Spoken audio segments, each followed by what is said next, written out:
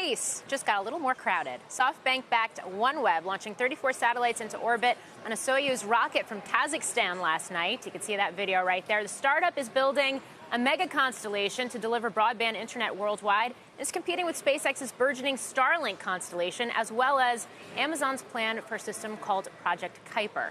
Maxar Technologies, which manufactures space communications tech and other hardware, aims to capitalize on the growing demand for satellites and their services, both through its own next-gen Legion constellation and as it competes to build the broadband offering Telesat is planning to compete against SpaceX and ONEWEB. Now, I spoke with CEO Dan Jablonsky earlier about how Maxar is positioned in this emerging satellite boom. Here's what he told me. The demand pipeline is strong, and I think there's a bit of a changeover between whether it's geostationary or low Earth orbiting.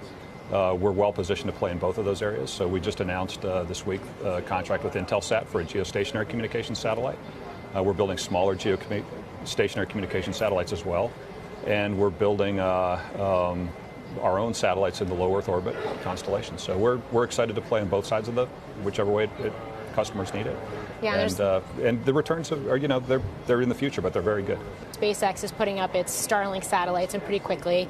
In the coming days, ONEWEB is going to be doing a launch of some of its satellites as well. Is there room for all of these different mega constellations, which could ultimately be into the tens of thousands if proposals are realized? Is there room for everyone to compete, not just financially, but also just physically in terms of being in space? Well, there's only so much spectrum, and they will obviously compete with each other. I guess the fact that they're launching means they think the business cases are there, and we're happy to support them as they go at that. I'm not sure whether they'll all be successful, but that's commerce. That's capitalism, and we're happy to help them all along the way. Maxar, one of the only pure-play publicly traded space companies, has become a stock turnaround story. It's up some 175% over the past year, thanks to a focus on deleveraging the balance sheet. Also, a series of high-profile contract wins, including one recently from NASA. Meantime, in his State of the Union, President Trump touted the creation of America's sixth military branch earlier this week, the Space Force, and urged Congress to fully fund NASA's Artemis program to send a man and a woman to the moon's surface in 2024.